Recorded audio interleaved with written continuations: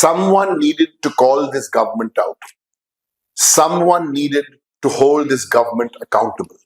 So we've got 5 direct questions from a 3-time MP and the National General Secretary of the All India Trinamool Congress, Abhishek Banerjee. But more than asking these questions as an MP, this morning he asked these questions to the government of India as a citizen of India who are asking these questions. It's been over 55 days since the Pahalgam terror attack, and it's a matter of deep concern that in a democracy, what are the legacy media doing about it? What are the members of the opposition saying? Why didn't the judiciary step forward to raise 5 critical questions? And I'm going to take you through these questions which were asked this morning. As a public servant, and asking these questions is a job of every citizen. So here are the 5 questions. The first of the 5 on border breach and civilian casualties. How did 4 terrorists manage to infiltrate the border and launch an attack that killed 26 innocent civilians? Where is the accountability for this massive breach in national security? That's the first question. The second, intelligence failure and IB chief's extension.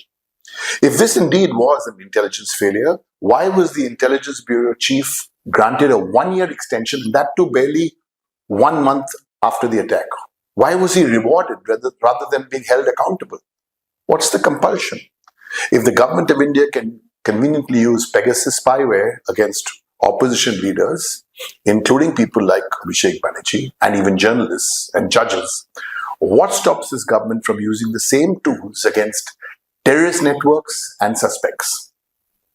Now, the third question which this government must answer, the status of the terrorists. Where are the 4 terrorists responsible for this brutal, religion-based massacre? Are they dead? Are they alive? Have they been neutralized? Why has the government failed to make a clear statement on this? And if they haven't made a statement, then we ask, why the silence? The fourth question, Pakistan occupied Jammu and Kashmir, POJK, and the ceasefire compromise. When will India reclaim POJK? Why hasn't the government officially responded to the US president's claim that it was he who persuaded India into a ceasefire with promises of trade? These are the questions which need to be answered. Why were the emotions of 140 crore Indians disregarded? What led to such a compromise? The government must answer. And the fifth one, global diplomacy and hypocrisy.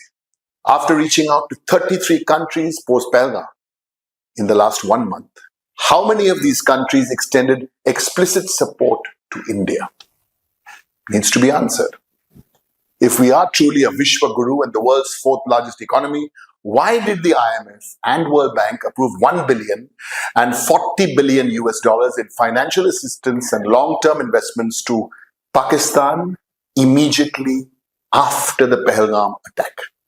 How did a nation repeatedly involved in cross-border terrorism not only escape global scrutiny, but got rewarded?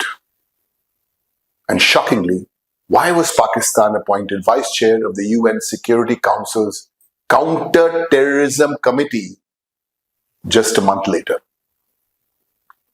And the other point to be noted is over 2 lakh crores has been spent on external affairs over the past decade. The Indian public, the Indian citizen deserves transparency, accountability, and results, not silence, not spin. These are the 5 questions asked by Abhishek Banerjee. The nation awaits a response.